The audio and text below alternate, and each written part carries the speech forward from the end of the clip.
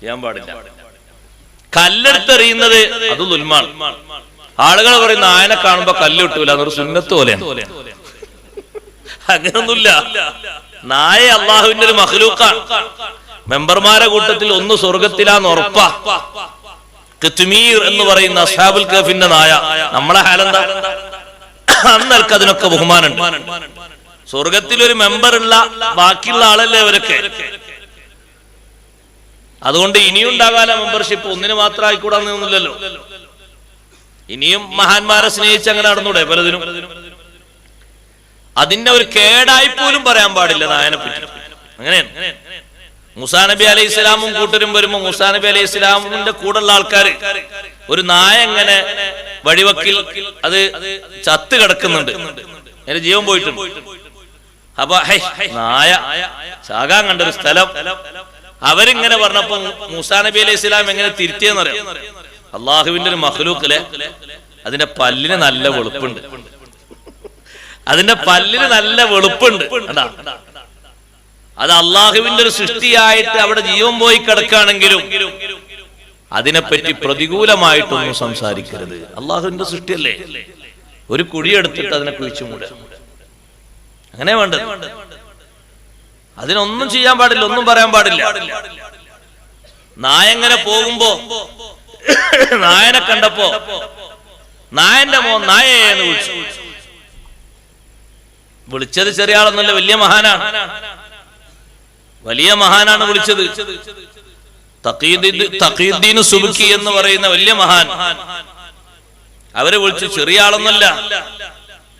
അപ്പൊ ബാപ്പ പറഞ്ഞു, മോനെ അങ്ങനെ വിളിക്കരുത് എന്ന് പറഞ്ഞു.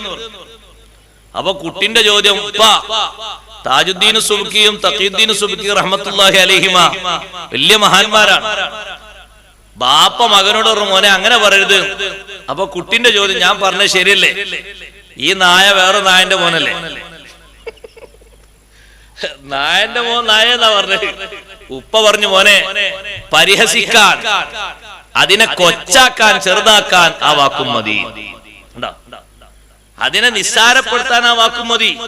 ഇതിപ്പോ സന്തോഷം കൊണ്ട് അതിന്റെ ടൈറ്റിൽ വിളിച്ചാലല്ലോ, അങ്ങനല്ലല്ലോ വിളി. ആ വിളിയിൽ നിന്ന് വരുന്ന ധ്വനി അത് നിന്റെ വിനയത്തിനെതിരാണ്. അതുണ്ടാകരുത്.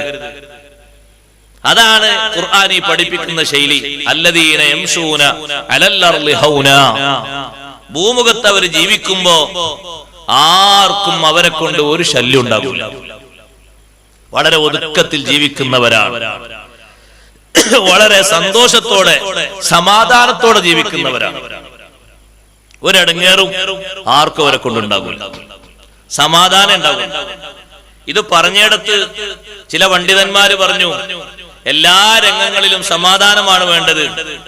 നിസ്കാരത്തിന് ജമാഅത്തിന് വരുമ്പോൾ പോലും ജുമാക്ക് ഓടിയാലേ ജുമാ കിട്ടൂ, എന്നാ ഓടണം. ജമാഅത്തിന് ഓടിയെങ്കിലേ ജമാഅത്ത് കിട്ടൂ, ഓടണ്ട. നടന്നു വന്നാൽ പഠിച്ചോനെ അവര് റക്അത്ത് ഉസ്താദേ സുഫൂത്തു സ്വലാ തക്ബീറത്തുൽ ഇഹ്റാമിന്റെ ഉടനുള്ള ദറജ ആക്കം പോലെ വന്നാൽ മതി. അങ്ങനെ ഓടി വന്നിട്ട് സൊഫിന്ന് തായോട്ട് മുത്തുനബി സല്ലല്ലാഹു അലൈഹി വസല്ലം തങ്ങൾ സൊഫിലേക്ക് എത്തുമ്പോഴേക്ക് റുക്കൂയിൽ പോകുമെന്ന് കരുതിയിട്ട് കാണുന്നിടത്തെത്തിയിട്ട് ഒരു സ്വഹാബി കയ്യം കെട്ടി, ഒറ്റക്കെട്ട്. നിസ്കാരം കഴിഞ്ഞ് നോക്കുമ്പോൾ ബാക്കിൽ ഒരാൾ ഇങ്ങനെ ഒറ്റ. അതെന്താ അവിടെ? നബിയെ ഒന്നുമല്ല, അങ്ങോട്ട് എത്തുമോന്ന് എനിക്കൊരു പേടി. റുക്കൂയിൽ പോകുമോ, റക്അത്ത് കിട്ടിട്ട് ഇവിടുന്ന് കിട്ടിയാണോ? കണ്ടോ?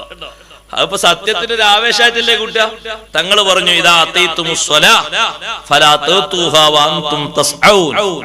നിസ്കാരത്തിന് വരുമ്പോ ഓടി വരരുത്, ആക്കും പോലെ. വഅതൂഹാ വഅലൈക്കുമുസ് സകീന, സമാധാനത്തോടെ വരും. വേറൊന്നുകൂടി ആ കൂട്ടത്തിലുണ്ട്. അത് അന്നത്തെ കാലത്തില്ലാത്തോട് ഇപ്പൊ പറയേണ്ടതാണ്. അഥവാ സ്പീഡിൽ വരുന്ന ആള് പള്ളിയിൽ ഫാനൊന്നും ഇട്ടില്ലെങ്കിൽ അയാളിങ്ങനെ കൈയ്യട്ടിട്ട് ഒരു ഊത്തിങ്ങനെ ഊതും, അതോടെ നിസ്കാരം പോകും. ചൂടുത്തിട്ട് ജാഗ്രത വന്നു ചെയ്ത് ആരും ഫാൻ ഇട്ടിട്ടില്ല, ഒരൊറ്റ ഊത്തുമലുള്ള നിസ്കാരം പോകും. അത് വേഗതയിൽ വന്നിട്ടല്ലേ, സമാധാനത്തോടെ വന്നാൽ മതി. ഫമാ അദ്റക്തും ഫസല്ലു വമാ ഫാതകും ഫാതിമു. ഇമാമിന്റെ കൂടെ കിട്ടിയത് ചേർന്ന് നിസ്കരിക്കുക, നഷ്ടപ്പെട്ടത് സലാമിന് ശേഷം പൂർത്തീകരിക്കുക. ആ സ്വഹാബിയോട് പറഞ്ഞു, അങ്ങനെ ദൂരത്ത് പോയിരുന്നാണ് തക്ബീറിട്ട് അടുത്തന്നെ വരിക, എന്നിട്ട് റക്അത്ത് കിട്ടിയില്ല, ബേജാറാകണ്ട, സലാമിന് ശേഷം നിസ്കരിച്ചാൽ മതി. നിങ്ങൾക്ക് വേണ്ടത് ജമാഅത്തിന് വരുമ്പോൾ പോലും അച്ചടക്കവും ബഹുമാനവുമാണ്. ധൃതി കൂട്ടാൻ പാടില്ല, ധൃതി കൂട്ടേണ്ടതില്ല. സുന്നത്ത് നിസ്കരിക്കുന്ന ഒരാള് ഇഖാമത്ത് കൊടുത്ത ശേഷം അയാളെ സുന്നത്ത് നിസ്കാരം ഒരു റക്അത്ത് കഴിഞ്ഞിട്ടുണ്ട്, ഒരു റക്അത്തും കൂടി നിസ്കരിക്കാൻ ചാൻസ് ഉണ്ടോ? നിസ്കരിക്കാം. അതോടെ നിസ്കരിച്ച് അത്തഹിയ്യാത്ത് ഓതി സലാം വീട്ടിയാൽ ഒന്നാം റക്അത്ത് കിട്ടൂലേ? കിട്ടും. ധൃതി കൂട്ടി ഇടങ്ങേറാകണം? വേണ്ട. ജമാഅത്ത് അവിടെ തുടങ്ങിയെന്ന് കാണുമ്പോഴേക്ക് ഇവിടെ ഉളൂഇന്റെ സുന്നത്ത് മുഴുവനും നഷ്ടപ്പെടുത്തിയിട്ട് ജമാഅത്തിന് പോകണോ? അതും വേണ്ട. ഈ ജമാഅത്തല്ലാതെ വേറെ ജമാഅത്തൊന്നും ഇനി ഇവിടെ കിട്ടാനില്ല എന്നാണ് കാണുന്നതെങ്കിൽ സുന്നത്തുകൾ ചുരുക്കിയിട്ട് ഫർള് മാത്രം എടുത്ത് ജമാഅത്തിന് കൂടുതൽ സുന്നത്താണ്. അങ്ങനെ വേണ്ട. അല്ല, ഈ ജമാഅത്ത് തീരാനായിട്ടില്ല, ഇപ്പൊ കൈയ്യെട്ടിട്ടുള്ളൂ. ഒന്ന്. രണ്ടാമത്തത്, ഈ ജമാഅത്ത് കഴിഞ്ഞാൽ വേറെ ജമാഅത്ത് കിട്ടാൻ സാധ്യതയുണ്ട്. കാരണം ഈ നേരത്തെ തന്നെ വേറെ കുറെ ആൾക്കാരുണ്ട്, അവർ വരുമ്പോ ജമാഅത്ത് കിട്ടുമല്ലോ. അങ്ങനെയൊക്കെ ആണെങ്കിൽ ഉളൂഇന്റെ സുന്നത്ത് മുഴുവൻ എടുത്താൽ മതി. പക്ഷെ നിങ്ങൾ നോക്കൂണ്ടി, അവിടെ ജമാഅത്തും തുടങ്ങിക്കഴിഞ്ഞാൽ ഉളൂഇന്റെ ശേഷം ദ്വാരക്കണ ഒരൊറ്റ ആളും കാണാൻ കഴിയില്ല. ഒരാളെ നമുക്ക് കാണാൻ കഴിയില്ല. കാണാൻ കഴിയോ? ഇല്ലല്ല. കാലം കേകി പോക്ക, പകുതി കേകി പകുതി കേകിയിലാണ് ഒറ്റ പോക്കട പോകും. അങ്ങനെ വേണ്ട, അങ്ങനെ ധൃതി കൂട്ടണ്ട. ഇസ്ലാമി പഠിപ്പിക്കുന്ന നമുക്ക് ആ കർമ്മങ്ങളും കാര്യങ്ങളൊക്കെ കിട്ടാനല്ലേ, ഒതുക്കത്തോടെ ചെയ്യാനാവും. അല്ലദീന യംശൂന അലൽ അർളി ഹൗനാ എന്ന വാക്കിന് ഇമാം ഹസനുൽ ബസ്രി റളിയല്ലാഹു അൻഹു പറഞ്ഞൊരു തഫ്സീറുണ്ട്. സഹോദരങ്ങളെ, ഇന്നൽ മുഅ്മിനീന ഖൗമുൻ ദുലൽ, വിശ്വാസികൾ വിനയമുള്ള സ്വഭാവക്കാരാണ്. എന്താണ് അവരിൽ നിന്ന് വിനയമുണ്ടായത് എന്നറിയുമോ? ദല്ലത്ത് മിൻഹും വല്ലാഹിൽ അസ്മാ, കണ്ണുകൾക്ക് കാതുകൾക്ക് വിനയമുണ്ട്. വൽ അബ്സാറു, കണ്ണുകൾക്ക് വിനയമുണ്ട്. വൽ ജവാരിഹു, അവയവങ്ങൾക്ക് വിനയമുണ്ട്. ഹത്താ യഹ്സബുഹുൽ ജാഹിലു മർലാ, വിഡ്ഢിയായ മനുഷ്യൻ, ആഖിറത്തെ പറ്റി അറിയാത്തവൻ മുഅ്മിനീങ്ങളെ കാണുമ്പോ വിചാരിക്കും ഇവര് സൂക്കേടുള്ളവരാണ്, രോഗികളാണ്. സത്യത്തിൽ ഇവർക്ക് രോഗങ്ങളൊന്നുമില്ല, നല്ല ആരോഗ്യവാന്മാരാണ്. അവൻ കേൾക്കാൻ നിൽക്കുന്ന പലയിടത്തും ഇവരെ കാണൂല, അവര് കാണാൻ നിൽക്കുന്ന പലയിടത്തും ഇവരെ കാണൂല, അവർ ഓടിച്ചാടുന്ന പല രംഗങ്ങളിലും ഇവരെ കാണൂല. എന്തേ കാരണം? പടച്ച റബ്ബിന്റെ മുന്നിലേക്ക് പോകാനുണ്ട് എന്ന നിലക്ക് അവന്റെ ഉള്ളിൽ കടന്നുകൂടി ഒരു ഭയമുണ്ടല്ലോ, ഖൗഫുണ്ടല്ലോ. ആ ഒരൊറ്റ ഖൗഫ് കാരണം മാറി നിൽക്കുകയാണ്. കണ്ണില്ലാത്തത് കൊണ്ടല്ല, കാത് ഇല്ലാത്തത് കൊണ്ടല്ല, അവയവങ്ങളൊന്നുമില്ലാത്തത് കൊണ്ടല്ല, അവൻ കാണുന്ന സാൻമാർഗിക മേഖലകളിൽ ഒന്നിലും ഇവരെ കാണാത്തത്, ഇവരെ ഒരു നിലക്കും അനുഭവിക്കാത്തത്. പടച്ച റബ്ബിന്റെ മുന്നിൽ പോകണമല്ലോ എന്ന നിലക്ക് അവരെ ഉള്ളിൽ കടന്നുകൂടിയൊരു ഭയമുണ്ട്, അവരെ ഉള്ളിലേക്കൊരു പേടി കടന്നുകൂടിയിട്ടുണ്ട്.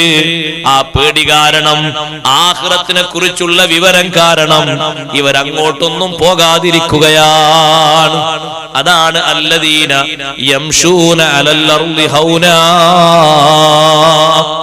വിശ്വാസത്തോടുകൂടെ ജീവിക്കുന്ന മുഅ്മിനീങ്ങളെ, വിനയത്തിന്റെ ഏറ്റവും പ്രധാനപ്പെട്ട മാർഗം പറഞ്ഞത് കണ്ടോ നിങ്ങൾ?